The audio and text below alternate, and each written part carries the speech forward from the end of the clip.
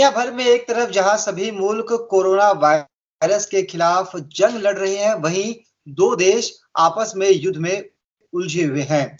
ये देश है अजरबैजान और अर्मीनिया। कभी सोवियत संघ का हिस्सा रहे इन दोनों मुल्कों के बीच नागोर्नो काराबाख नाम के इलाके को लेकर दशकों से विवाद चल रहा है। अब ये विवाद युद्ध में बदल गया है। इस विवाद के युद्ध में बदलते ही कई बड़े मुल्क भी युद्ध के मुहाने पर खड़े हैं। अगर ऐसी नौबत आई तो दुनिया में क्या उथल पुथल होगी और भारत पर इसका क्या असर होगा, इसको लेकर हम बातचीत करेंगे। हमारे साथ पूर्व राजदूत जितेंद्र कुमार त्रिपाठी जी जुड़े हुए हैं। त्रिपाठी जी, स्वागत है आपका पंजाब केसरी ग्रुप में। धन्यवाद जी सर, कैसे देखते हैं इन दोनों देशों के बीच में जो जंग छिड़ी हुई है, जिस तरह से कई दूसरे बड़े मुल्क भी मनाने की कोशिश कर रहे हैं, समझाने की कोशिश कर रहे हैं और कुछ मुल्क भड़काने की कोशिश भी कर रहे हैं। देखिए, इन दोनों देशों के बीच, मेरा मतलब आर्मीनिया और अजरबैजान के बीच, ये नगोर्नो कराबाख नाम का जो क्षेत्र है उसके ऊपर विवाद आज का नहीं है। 98 साल हो चुका। 1922 में ये विवाद शुरू हुआ था, जब सोवियत रूस की स्थापना के बाद इन दोनों देशों को सोवियत रूस का एक हिस्सा मान लिया गया था। और उस वक्त नगोर्नो कराबाख जो रीजन था, जो टेक्निकली अजरबैजान के क्षेत्र में आता है, उसको एक ओब्लास्ट, सोवियत ओब्लास्ट या सोवियत ऑटोनॉमस प्रदेश मान लिया गया था, स्वायत्त शासी प्रदेश। छोटा सा ये एक एन्क्लेव है, उसमें जो करीब 11,000 वर्ग किलोमीटर का है और इसमें 1 लाख के करीब लोग बसते हैं। ये अजरबैजान में है और आर्मीनिया से अजरबैजान जाने के लिए, आर्मीनिया से यहाँ जाने के लिए कोई ऐसा रास्ता भी नहीं है। तो ये क्यों विवाद का कारण बना, इसकी वजह यह है कि यहाँ पर आर्मीनियाई मूल के लोग जो ईसाई धर्म मानते हैं वो ज़्यादातर हैं, बहुसंख्यक हैं, जबकि बाकी सारे अजरबैजान में मुस्लिम आबादी है। तो इसलिए ये हमेशा ही विवाद का केंद्र बना रहा है। कई बार ये परेशानियां हुई, जिससे फर्क ये पड़ा, जिसका रिजल्ट ये हुआ कि दोनों के बीच में तनाव बढ़ता गया। 2016 में तनाव और बढ़ा। 2016 में 4 दिन तक युद्ध चला, लेकिन फिर शांति स्थापित कर दी गई। लेकिन उसके बाद अब जो है, अब ये स्थिति है कि अब युद्ध, ये बड़ा युद्ध हो गया है और इसमें हम नहीं समझ पाते कि क्या आगे होगा। लेकिन जहाँ तक मेरा ख्याल है कि इसमें कहीं भी विश्व युद्ध की संभावना नहीं है। सर, ऐसा आपको क्यों लगता है? क्योंकि दोनों देश खारिज कर चुके हैं शांति अपील को। यूएन ने कहा, रूस भी कह रहा है, फ्रांस भी कह रहा है, भारत भी चाहता है कि दुनिया भर में शांति रहे। लेकिन जिस तरह से पाकिस्तान और तुर्की की इसमें भूमिका देखी जा रही है, अब खबर ये भी आ रही है कि आईएसआईएस के लड़ाके भी अजरबैजान का साथ दे रहे हैं। तो आपको ऐसा क्यों लगता है कि कोई बहुत बड़ा संकट दुनिया में आने वाला नहीं है? देखिए, ये बात सही है कि तुर्की ने यहाँ पे अनपेक्षित रूप से अपनी डायरेक्ट एंट्री की है। हालांकि तुर्की इसमें पहले से इंटरेस्टेड था। अजरबैजान मुस्लिम देश होने के नाते और तुर्की को ये समझने के नाते तुर्की ये समझने लगा है कि वो इस्लामिक देशों का लीडर बन गया है और पाकिस्तान पहले से इस लीडरशिप के लिए बेताब था। तो इसलिए तुर्की सीधे सीधे उसमें कूद पड़ा। हालांकि तुर्की 1922 से ही तुर्की अजरबैजान के साथ है। जब तुर्की में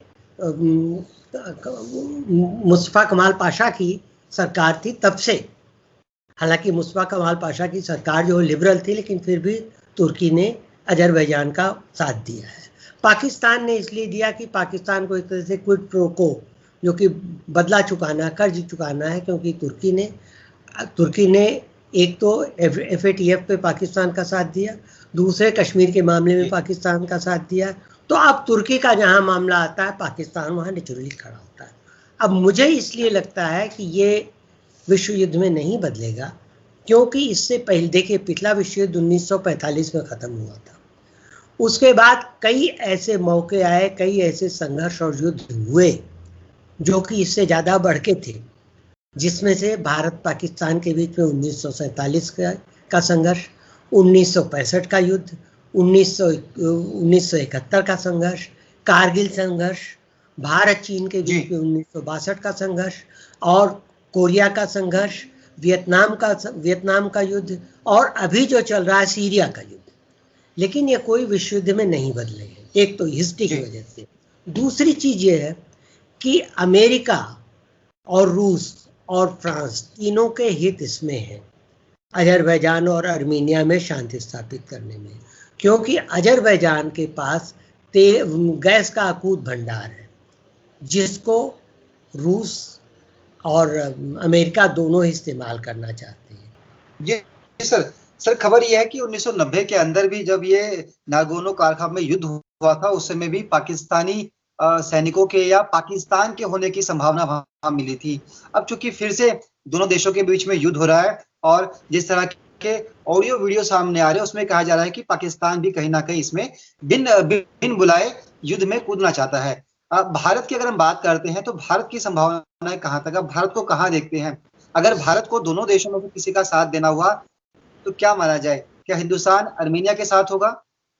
देखिए, भारत दोनों देशों में से किसी एक का साथ नहीं देगा।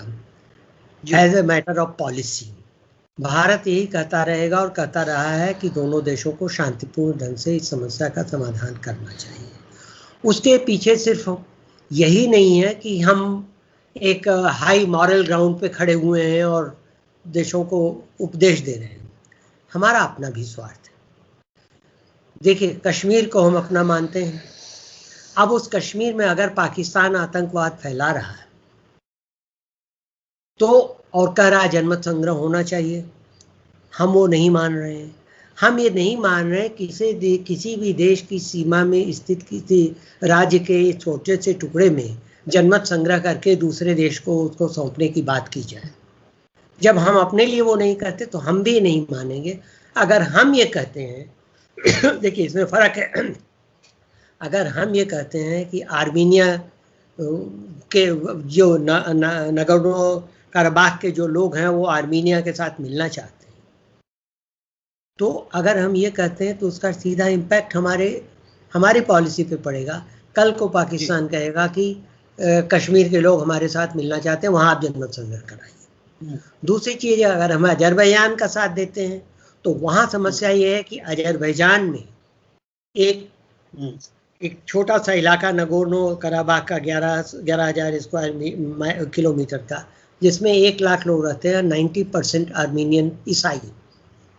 तो हम अगर अजरबैजान का साथ देते हैं तो हम ये कहते हैं कि अल्पसंख्यकों को वहाँ नहीं दबाना चाहिए। और फिर हमारे ऊपर ये आ जाता है कि आप, पाकिस्तान कहेगा आप अल्पसंख्यकों को क्या कर रहे हैं, वैसे ही क्रिटिसिज्म हो रहे हैं। और हम भी जब पाकिस्तान में भी ये क्रिटिसाइज कर रहे हैं बलूचिस्तान के मामले को पाकिस्तान को खुद हल करना चाहिए, तो और हमारा कोई इसमें रोल नहीं है, तो हम अभी कोई रोल उसमें नहीं हो कर सकते। हम बस यही भारत सेफ साइड लेना चाहेगा, आप ऐसा कहना चाह रहे हैं, क्योंकि भारत शांति का पक्षधर है और वैसा कोई कदम नहीं उठाएगा जिससे दुनिया भर के अंदर भारत को लेकर कोई गलत मैसेज जाए। लेकिन सवाल यह है कि डोनाल्ड ट्रंप भी कह रहे हैं शांति होनी चाहिए, मैक्रोन भी कह रहे हैं शांति होनी चाहिए, लेकिन आर्मेनियाई प्रधानमंत्री निकोलस पाशिनान और अजरबैजान के नेता जो है इल्हाम अलियेव, वो बातचीत की किसी भी आशंका को खारिज कर रहे हैं। जब भी दोनों देश बातचीत नहीं करना चाहते, पीछे से तुर्की भड़काने का काम कर रहा है, पाकिस्तान भी वहां मौजूद है, तो शांति कायम कैसे होगी? देखिए, अभी ये दोनों देश बात नहीं करना चाहते हैं। कुछ समय और बीतेगा जब ये बातचीत के लिए टेबल पे आएंगे, क्योंकि तुर्की और पाकिस्तान की रूस और अमेरिका और फ्रांस के आगे कोई औकात नहीं। और रूस, अमेरिका और फ्रांस के डायरेक्ट इंटरेस्ट वहां से जुड़े हुए हैं गैस के चलते। इसलिए मुझे नहीं लगता कि रूस, अमेरिका और फ्रांस इस मामले को इतनी जल्दी छोड़ देंगे या किसी का स्पष्ट रूप से पक्ष लेंगे। वैसे तो ठीक है, रूस ने हमें आर्मीनिया को सैनिक सहायता दी है, सहायता क्या बेचे हैं, उपकरण हथियार बेचे हैं, लेकिन रूस स्पष्ट रूप से आगे नहीं आया है। अमेरिका ने भी अजरबैजान को हथियार बेचे हैं अपने पास से, इजराइल के पास से लेकिन अमेरिका भी आगे नहीं आया, क्योंकि ये दोनों देश आगे इसलिए नहीं आना चाहते कि ये नहीं दिखाना चाहते कि ये यहाँ पर एक पार्टी बने हुए हैं। और ख़ास तौर से अमेरिका तो इसलिए नहीं कि अभी ट्रंप का इलेक्शन का मामला है, इसलिए वो नहीं चाहते कि कहीं और जब अफगानिस्तान से अपने सैनिकों को निकालने की बात हो रही हो, निकाले जा रहे हों, निकाले जा चुके हैं रादर, तो फिर वो नहीं चाहेंगे ट्रंप की अमेरिका को फिर से किसी दूसरे की ज़मीन पे अपने सैनिक भेज करके फंसना पड़े। खबर ये भी है कि रूस और तुर्की के बीच गहमा-गहमी हो सकती है। जो न फ्रांस चाहेगा, न अमेरिका चाहेगा, न रशिया चाहेगा। तुर्की की रशिया से ही वो नहीं है, परेशानी नहीं है। अब देखिए बड़ी कॉम्प्लेक्स सिचुएशन हो गई है। तुर्की जो है वो अमेरिकी नाटो संगठन का सदस्य है, बिल्कुल है, और तुर्की में अमेरिकन नाटो बेस भी हैं। अब सवाल ये होता है कि जब ट्रंप ने अमेरिका और यूएई की या अमेरिका और बहरीन की इजराइल के साथ यूएई और बहरीन की का जब समझौता कराया तो तुर्की सबसे ज़्यादा खफा था, तुर्की सबसे ज़्यादा खफा था। अब वही तुर्की अगर अजरबैजान को आकर के अमेरिकी F-16 दे रहा है और उससे आक्रमण करा रहा है और ISIS को भेज रहा है, एक खबर के अनुसार 4000 के करीब ISIS के लड़ाके हैं जो तुर्की से होकर, सीरिया से तुर्की और तुर्की से होकर के अजरबैजान गए हैं। ऐसे ही पाकिस्तान के भी सेना के लोग तुर्की के रास्ते से गए हैं।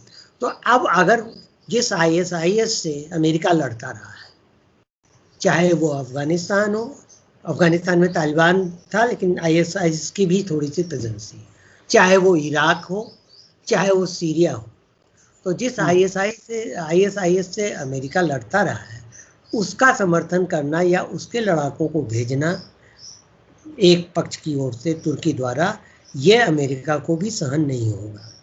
और शायद अभी तुर्की के राष्ट्रपति अपने इस गुमान में, इस खुमारी में है कि हम बहुत बड़े देश बन गए हैं, क्योंकि पाकिस्तान जो है, पाकिस्तान को वो पाकिस्तान की अभी इतनी औकात नहीं हुई कि नेतागिरी इस्लामिक राष्ट्रों का कर सके।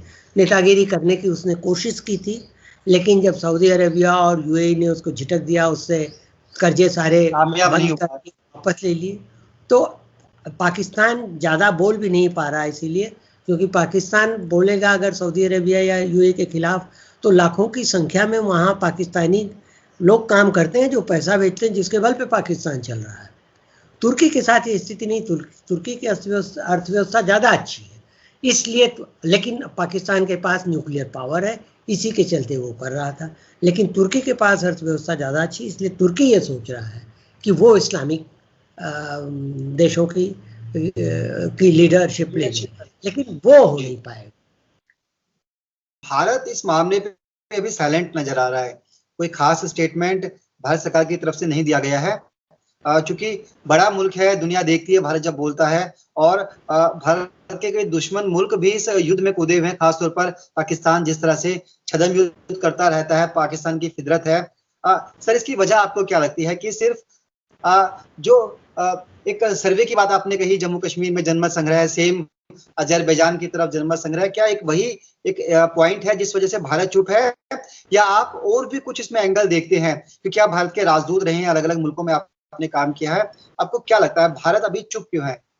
भारत इसलिए भी नहीं कर रहा है कि यहाँ पर बड़ी प्रिकारियस सिचुएशन है। अमेरिका और रूस दो बड़ी शक्तियां वहाँ हैं, परोक्ष रूप से इन्वॉल्व है इसमें। अगर भारत किसी एक का साथ देता है तो दूसरे को भी नागवार गुजरेगा, और ख़ास तौर से जब भारत अमेरिका का वेरी स्ट्रेटेजिक पार्टनर है, तो अमेरिका को वो ऐसे नहीं, बिना बात के नहीं नाराज करना चाहे किसी दूसरे के।